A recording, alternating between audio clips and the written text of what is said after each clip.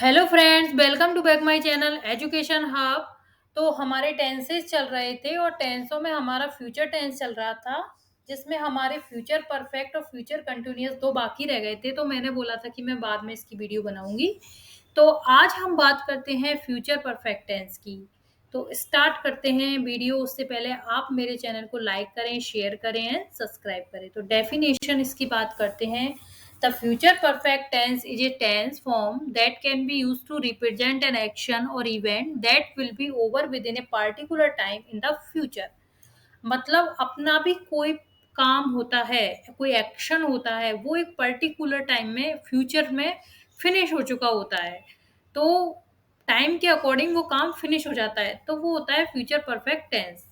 Perfect आ गया मतलब verb की third form. The action refer to in the future perfect tense has and date और time. Date और time के according वो एंड हो जाता है। जैसे स्ट्रक्चर देखते हैं इसका। सब्जेक्ट प्लस बिल प्लस है प्लस वर्ब की third form plus rest of the sentence. Subject लगेगा, बिल और हैव हेल्पिंग वर्ब लगेंगी, वर्ब की थर्ड फॉर्म लगेगी और बचा हुआ सेंटेंस। इसके एग्जाम्पल की हम बात करें। I will have completed work by the time you reach home. मतलब तुम्हारे घर पहुंचने से पहले I will have completed work, मैं अपना काम कर चुका हूंगा। मतलब इसमें क्या होता है कि फ्यूचर में एक टाइम दे देते हैं और उस टाइम के अकॉर्डिंग हम अपने काम को फिनिश कर देते हैं। एक एक्सपेक्टेड टाइम होता है, मतलब होगा नहीं होगा वो तो बात की बात होती है, लेकिन एक एक्सपेक्टेड टाइम के अकॉर्डिंग हम अपने काम को फिनिश कर चुके होते हैं। अब देखो, आई सब्जेक्ट, विल हैव अपनी हेल्पिंग वर्ब हो गई, कंप्लीटेड अपनी मेन वर्ब हो गई, इसमें वर्ब की थर्ड फॉर्म लगी work. By the time you reach home, तुम्हारे घर पहुंचने से पहले I will have completed work, मैं अपना काम फिनिश कर चुका होऊंगा, पूरा कर चुका होऊंगा। You will have completed work by the time they reach home, उनके घर पहुंचने से पहले।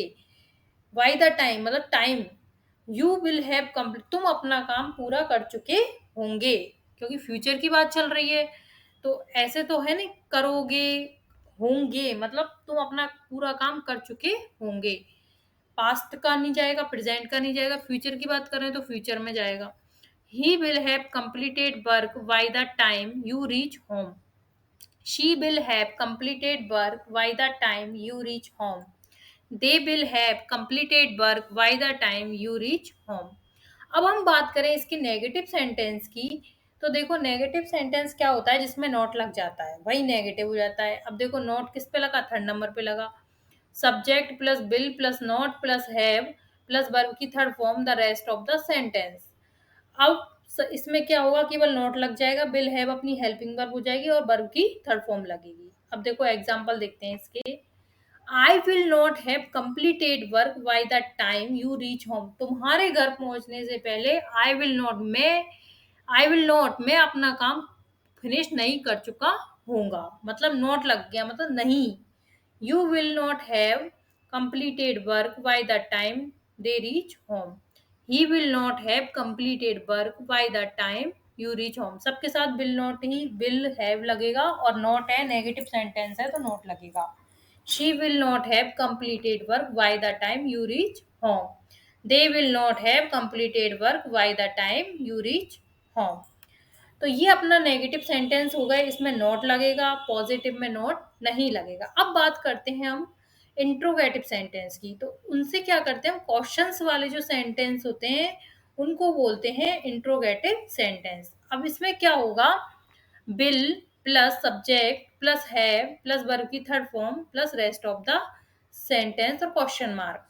अब बिल हैव अपनी हेल्पिंग वर्ब हो गई, तो बिल से अपना क्वेश्चन स्टार्ट होगा। ठीक है, अब एग्जांपल देखते हैं इसके।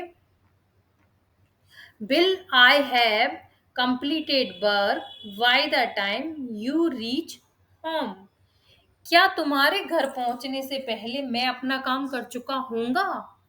मतलब क्वेश्चन कर रहे हैं कि क्या मैं मेरे खाने से पहले तुम वहां से घर से आ चुके होंगे।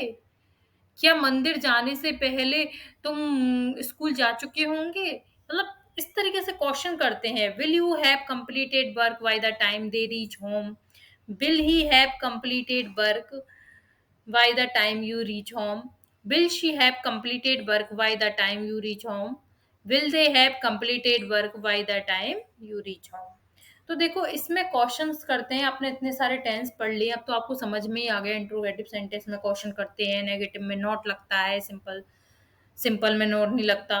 तो ये सारी चीज़ें अपनी क्लियर कब हो जाती हैं, जब हम प्रेजेंट टेंस में ही चल रहे होते हैं। अब तो हमें केवल ये देखना होता है कि कौन सी हेल्पिंग वर्ब लगेगी। अब देखो परफेक्ट है तो बी थर्ड लगेगा, कंटिन्यूअस है तो आईएनजी लगेगा। आईएनजी किस में लगता है? वर्ब की फर्स्ट फॉर्म में लगता है। सिंपल है तो ऐसे ही एस लगता है। परफेक्ट है तो उसमें हैज बीन है। पास्ट के अकॉर्डिंग देखेंगे, प्रेजेंट के अकॉर्डिंग देखेंगे, फ्यूचर के अकॉर्डिंग देखेंगे। बस आपको हेल्पिंग वर्ब याद रखनी है और आप कर चुके होंगे, क्योंकि टेंस पढ़ने के बाद सारी हिंदी इंग्लिश सब कुछ क्लियर हो जाता है। तो अपना फ्यूचर परफेक्ट टेंस ये कंप्लीट होता है। अगर इसमें कोई इश्यू हो, आपको कोई क्वेरी हो, तो प्लीज़ मुझे कमेंट बॉक्स में कमेंट करिए। और आपको मेरी ये वीडियो पसंद आई हो तो प्लीज़ लाइक करें, और thank you for watching and subscribe this. Thank you for watching and subscribe this. Thank you for watching and subscribe this. Thank you for watching and subscribe this.